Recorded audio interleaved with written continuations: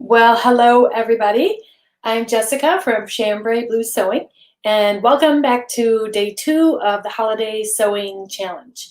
I am excited. Today we are making a classic pajama pant that you can give as a gift or so for yourself if you're so inclined. And this is the first time I think that I've been live on YouTube, Instagram, and Facebook at the same time. So I think I finally got my tech issues ironed out. If you're having trouble hearing me, please let me know. I'll do my best to kind of keep track of all these things going on at once. I got like a phone and an iPad and a monitor all going at the same time. So one other thing I should mention, I'm hearing planes already. I live very close to the field where the Blue Angels do their practicing, and every once in a while we get these jets that are really loud, so I apologize for that in advance. Hopefully it won't be too bothersome. Couple things. So I want to talk a little bit about what we did yesterday. If you weren't available for the challenge yesterday, you can watch it on my Facebook page. It'll also be uploaded to YouTube. Yesterday we made a t-shirt with a holiday applique. If you can see the t-shirts back here on my dress form, not everybody can see that, but the holiday applique was Christmas tree with this cute little plaid fabric. So those are all free downloads on my website. If you follow the link in profile or in the description of this post, you can follow the links and get the downloads. Now I must forewarn you, the patterns for these ended up being much larger than they were intended to be. So for the t-shirt, the bust size is going up to a 72. So it's really a large shirt. I am redoing the pattern so that we'll have the normal size range, and I apologize for that. There were some mistakes that were made in translation there. So for right now, just know that it's large. The smallest size is a 1X, and it goes up from there. So if you're looking for larger patterns, this is your opportunity. And if you're not looking for larger patterns, hold on a little bit longer until we get all the issues ironed out. The same goes true for the pajama pants. The hip circumference for the pajama pants is right now at like a 72 for the larger size. So that's much larger than most people need, and we are working on correcting that. But if you need a large size, we've got it. So let's talk a little more about the pants. So my sample pants I made almost a year ago now, and I love them. I wear them for lounging a lot, and they're super comfortable because they have, you know, of course, a stretchy elastic waist. I put pockets in them for lounging. It's kind of not a great thing to do if you're making sleepwear though, and I'll tell you why. It's because when you sleep on it, when you sleep on your side, it's a little bit bulky and uncomfortable. So I would suggest that for sleepwear, you use the one-piece pajama pant, which is what we're making today. I just showed you this so you have an idea of the options. You can take that one-piece pant pattern, slice it, and separate it into 2 pieces, and then add a pocket if you wish, which is what I did here. That is not included with this first pattern drafting. Down the road, I'll have another pant that will have the pocket piece included. So it's an easy enough to do if you're a little bit experienced with pattern making. If you're not, then you might want to just hold off. So a couple things about the plaid. So plaids aren't always your friend when you're working with them. They can be hard to match and generally it takes up more fabric to match a plaid. So that's one advantage of doing a one-piece pant versus a 2-piece pant. And what's the difference? So a one-piece pant will not have a side seam in it. It's one piece of fabric from the center front to the center back. And that is actually a great thing to use with a plaid fabric because you don't have to worry about matching those seams. And we'll talk a little bit more about that in a bit when we get to starting the pants. I want to talk a little bit about fabrics for this project. So flannel fabric, if you're going to use flannel, is generally very narrow. It's about 42 inches wide. And if you're making a larger size, anything more than like a 2X, it's not going to fit on that narrow good. So you're going to have to look for a wider fabric. Some good choices would be linen, knits, jersey, ITY knits. You could use crushed velvet, stretch velvet would work. All of those come in wider widths for larger sizes. The smaller sizes, of course, you could even use, like quilting cotton is generally quite narrow as well, or silk is narrow. If you're in a smaller size range, those fabrics would work very well for this project. Tomorrow, we are going to be sewing the next part of the grouping, which will be the eye mask, for the sleeping eye mask, right? You put it over your eyes while you sleep, and the hair scrunchie. Super easy part tomorrow. And then on Thursday, last day, we're making this tote bag. So this is called the Japanese knot bag, and it's just really fun little way to package your gift and put it under the tree. You could even add a monogram or something like that for the recipient on the front. So that's coming up.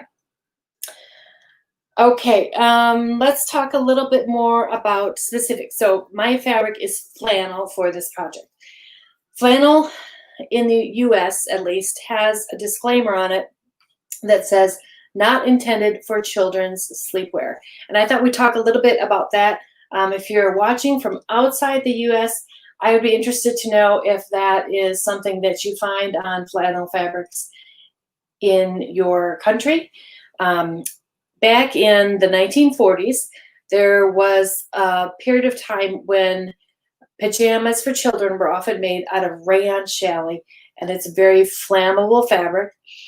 Pajamas were loosely styled at the time, and it was a problem with kids dying in fires because of the pajamas. They caught fire very quickly, and it was an issue. So in the 1950s here in the US, they enacted a law that said that children's or fabrics that were used for children's sleepwear had to be treated with a flame retardant product. So unfortunately, those flame retardant products turned out to be toxic. So there were a lot of kids that were getting sick over time, and eventually that was repealed. So even though we don't have as much of that anymore, like I don't even think people would buy much in the way of fabric if they knew that it was chemically treated, especially for their young children. And they don't make a big deal about it anymore, but some places don't want to be in trouble for liability if something should happen. So that's why you have this disclaimer on the fabric that says not intended for children's sleepwear.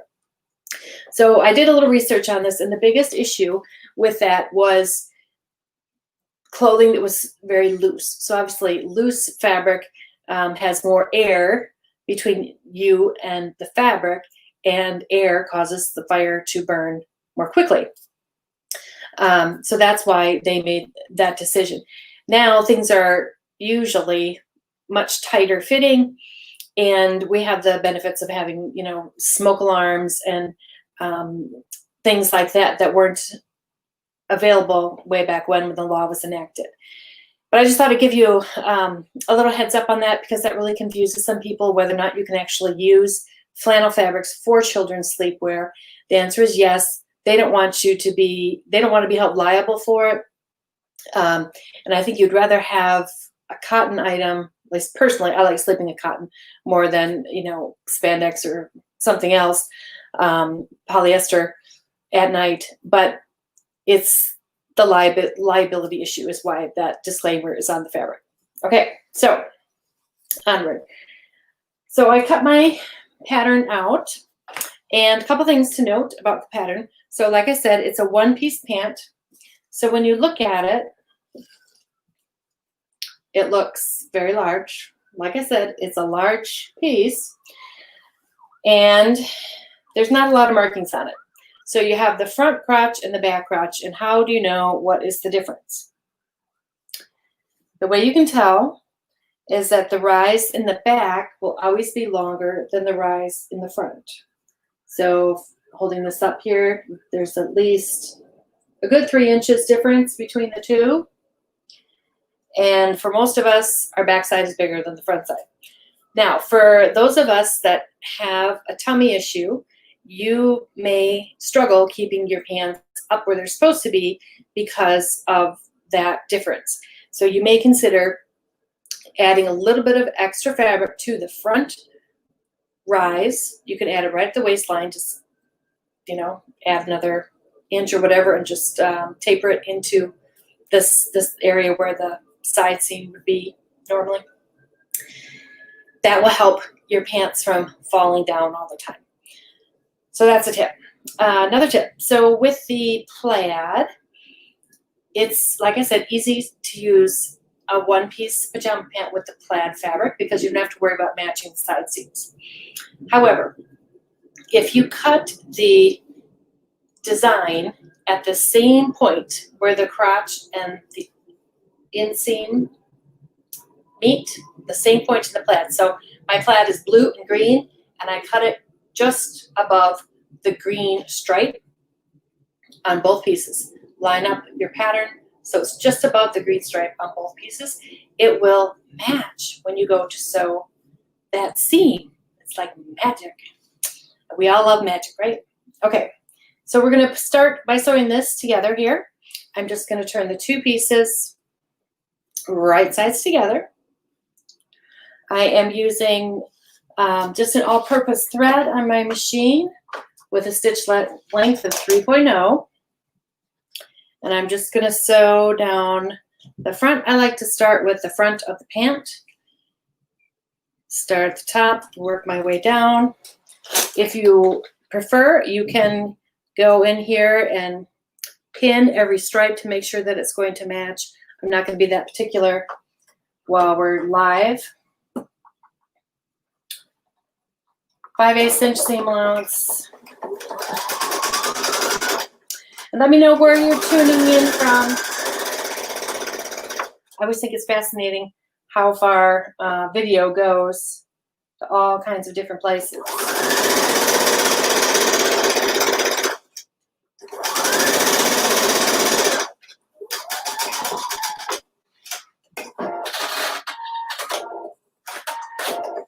Okay, easy enough. So for seam finishes, I prefer to finish my seams with a serger. You can use pinking shears for woven fabrics as well. Knit fabrics don't necessarily have to be finished. They're not going to unravel. So that's the front. We'll do the back.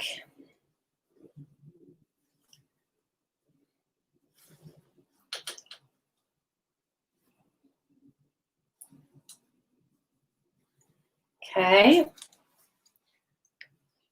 And if you've never sewn pants before, the one-piece pant is super easy because you don't get confused. I've had so many students of mine who started sewing garments. Their first project was a two-piece pajama pant, and they were so confused. They had no idea what they were doing. It's easy to get the inseam mixed up with the side seam, and you don't want to be doing that. So if you're new to sewing, this is a great project to start with. Okay, back seam.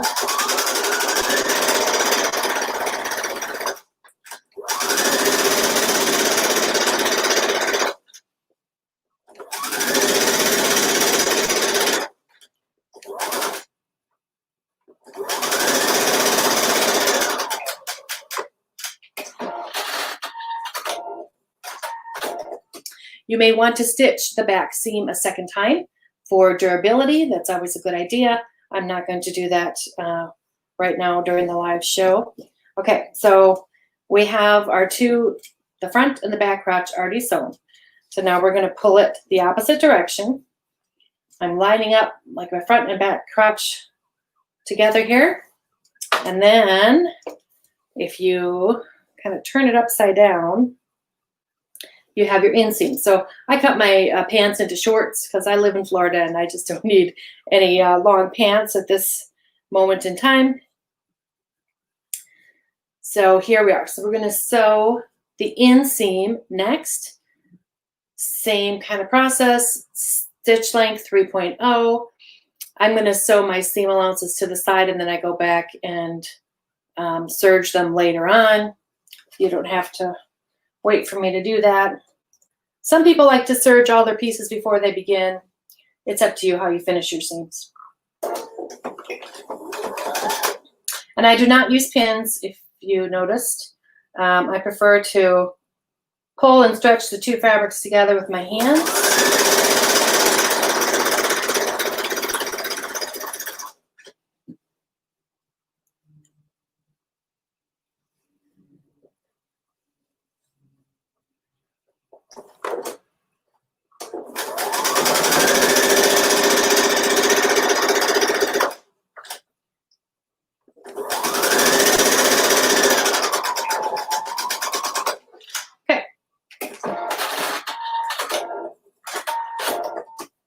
Ta-da!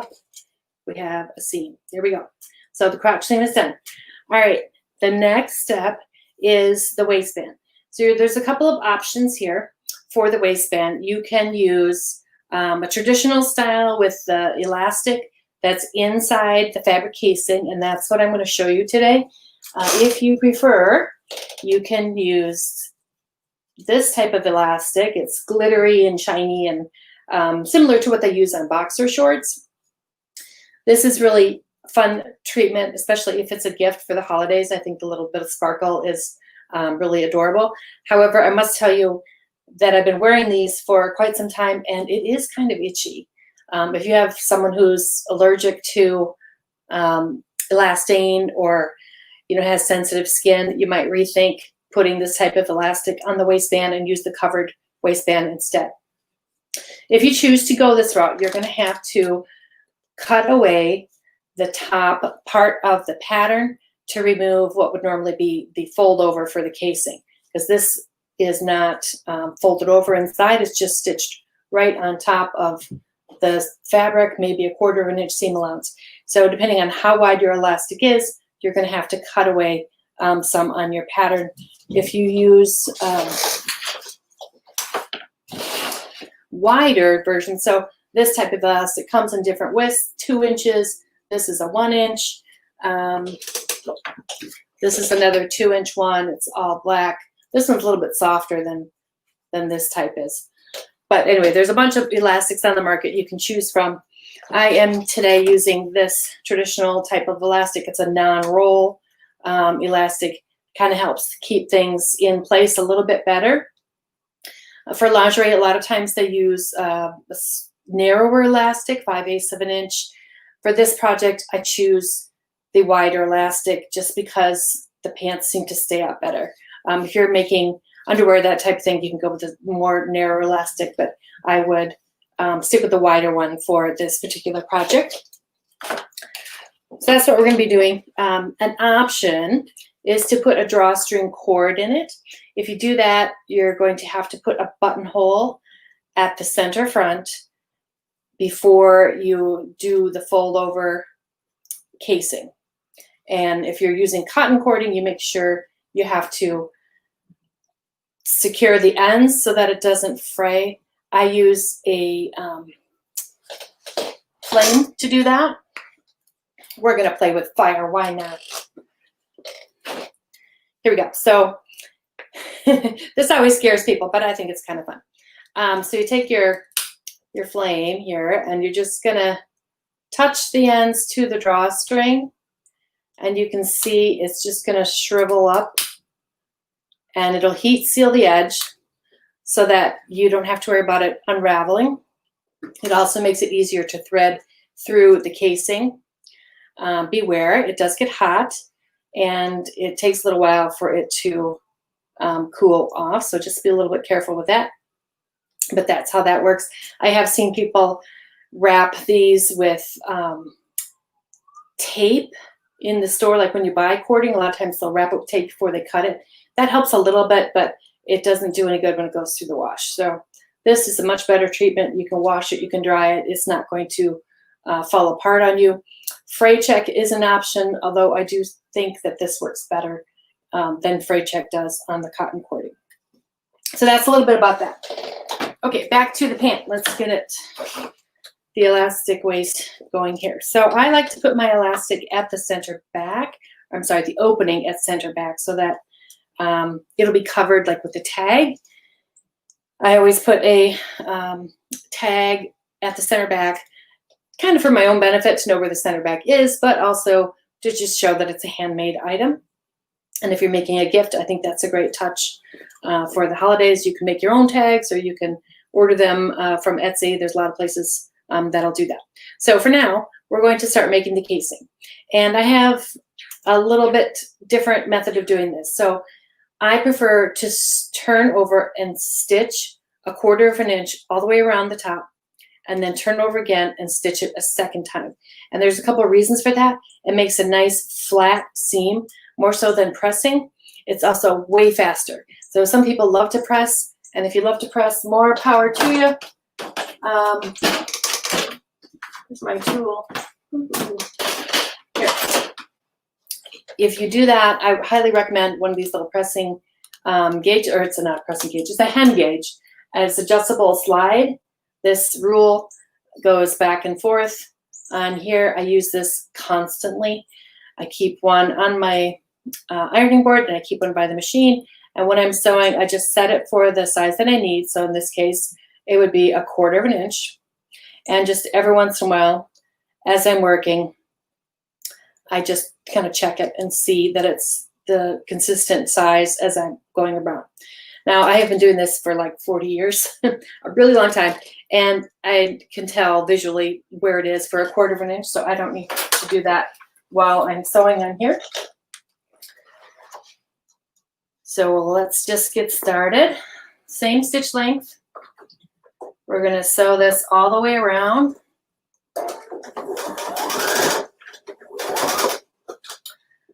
And the tip that I like to use is the inside part of your presser foot is about 1/4 of an inch wide. So if you're trying to make 1/4 of an inch seam, it's really easy to just fold your fabric over and just aim for the inside part of the presser foot to keep it even.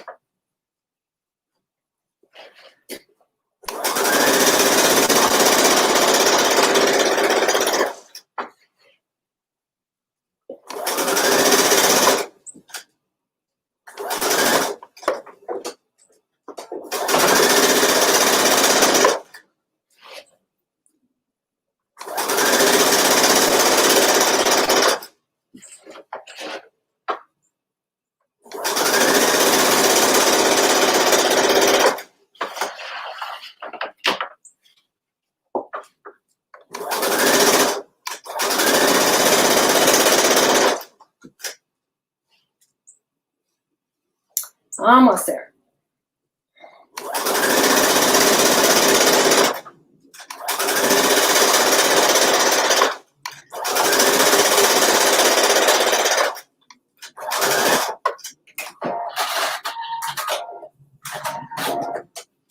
Okay, so that's the first line of stitching. It gives you a nice flat edge at the top.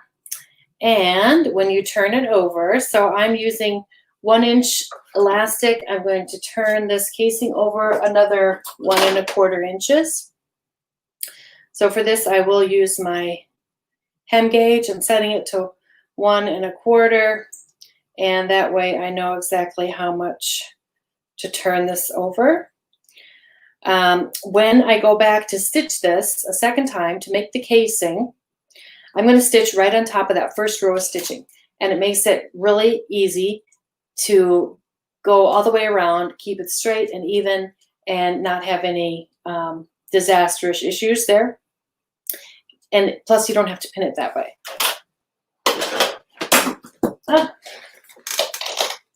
So I'd be interested to know if you pin everything or if you're non-pinners. I know some people like to use clips. That can be very helpful if you're new to sewing, and keeping things under control can be difficult. This is a woven fabric, and flannel is quite easy to manipulate because it's sort of sticky. But things like knits are so slippery, and if you're doing silks and things like that, you probably want to definitely use something to hold it in place. All right, so we're putting this back under the presser foot. I've got my hem gauge here. I'm going to keep it 1.25 inches, so I have room to put that elastic in. And I'm just going to sew on top of my first line of stitching.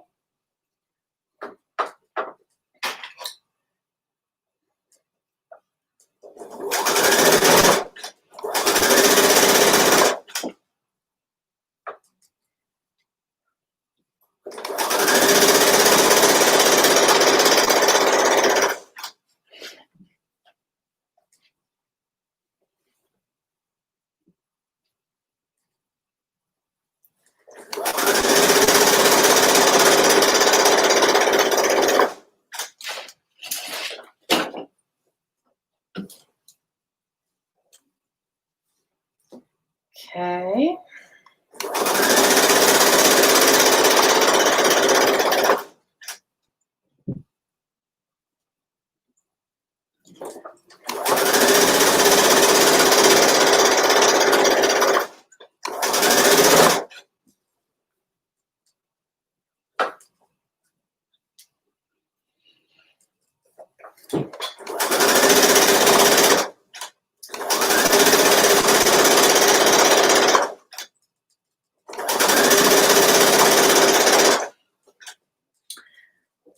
So as you work your way around, don't forget that you have to leave an opening to put the elastic in. I usually leave 2 to 3 inches towards the end to insert the elastic.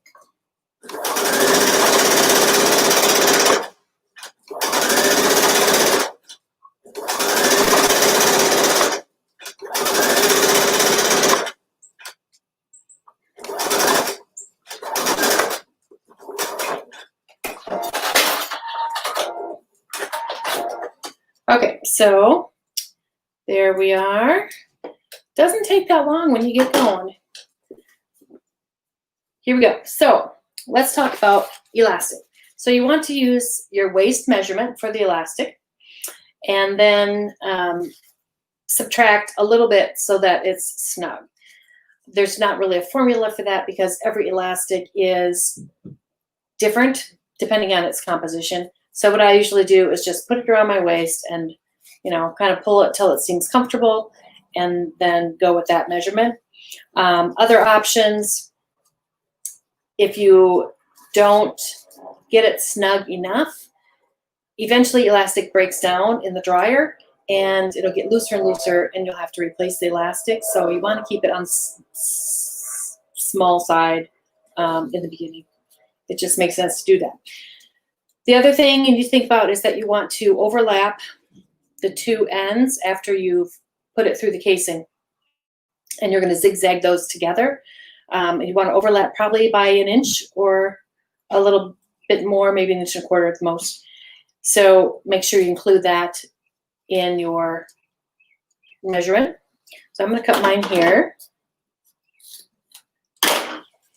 And then we'll work it through the opening. So I recently bought one of these, and I am kind of old school. I don't tend to buy a lot of sewing supplies, but this bodkin is the best thing ever for inserting elastic. I got this from Nancy's Notions. You probably get them on Amazon or whatever. It's a Clover brand. And the way it works, it's this tiny bit of teeth at the end here. So you're going to clip that onto the elastic. And then it gives you something nice and strong to pull. So for years and years, I've used safety pins, big, humongous safety pins, like diaper pins, that you try and cram through the casing, and would always get hung up on seam allowances and everything under the sun. And with this design, it's got this little pointed plastic thing at the end. It makes it so much easier. It's all of like a $3 item, and you've got to have one because it works great. So we'll find our casing opening here.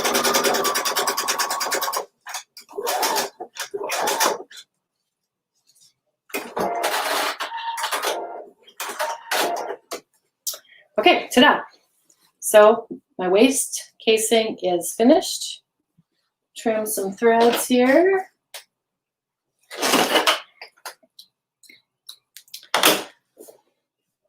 So I'm going to turn these right side out just so you can see how they look so far. Looking pretty good. Look at that. My center front seam is matched on the front. Plaids are all matching. Pretty much could be a little better. The back actually worked out perfect. If I wasn't busy talking to you all, I would have made the front a little better. But anyhow, it's done. Okay. Next step is the hem. So the hem is very simple. It is the same process that you just did for the waistline casing. So what I would do would be to turn this over 1/4 of an inch, stitch it, turn the whole thing again, another inch, and stitch it again. So I'll do one leg just to show you what that's like. It doesn't take too long. I'm going to remove my arm on my machine.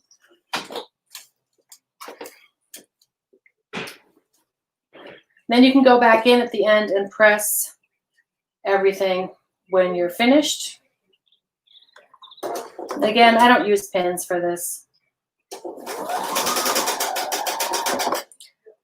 The inside part of the presser foot is a good guideline to use for 1/4 of an inch seam allowance.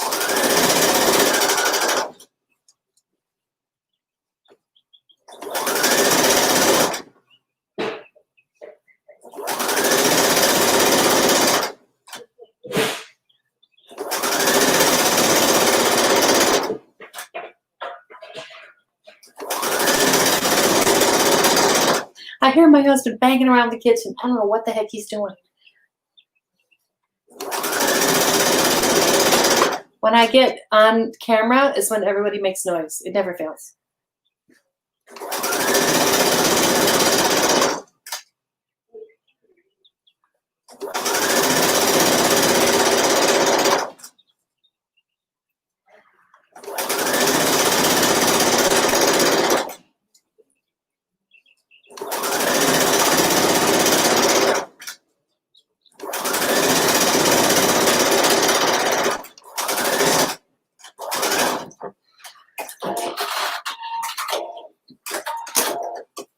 Okay, so here is the first part of the hem, 1/4 of an inch stitched. Now I'm going to turn it up again, another inch. And I can check that with my little hem gauge ruler. So it's about where I want it. There we go. And now I'm going to stitch right over that first row of stitching all the way around. Line it up with that first row, and no one will ever know that you stitched it twice. You get a nice flat straight seam. Whoa! I'm making a mess over here.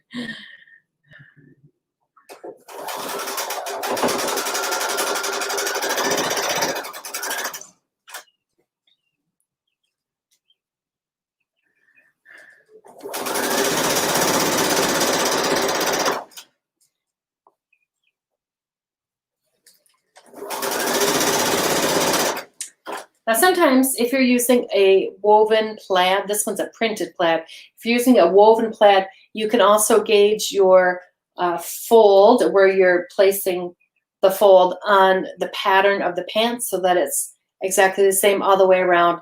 In my case, it's just printed material, not yarn dyed. You can tell the difference because this is white on the back side, whereas a better quality fabric would have the same colors both front and back.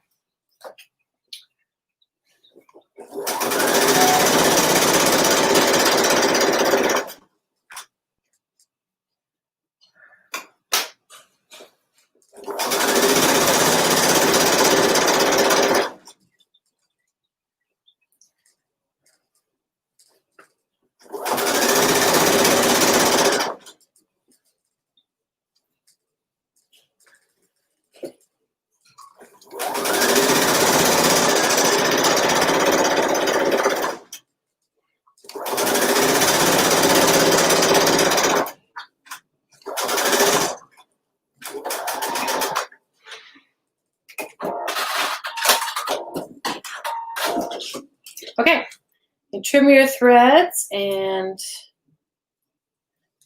you can give it a final press. And you should be all set. So that's what we have. That's the hem. Looking pretty good.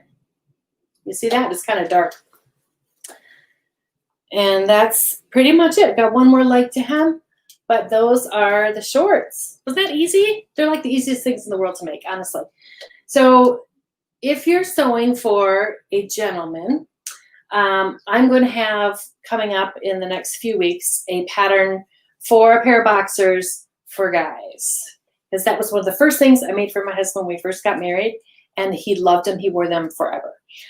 So it's a great gift item for guys. So I'll have that coming up later on.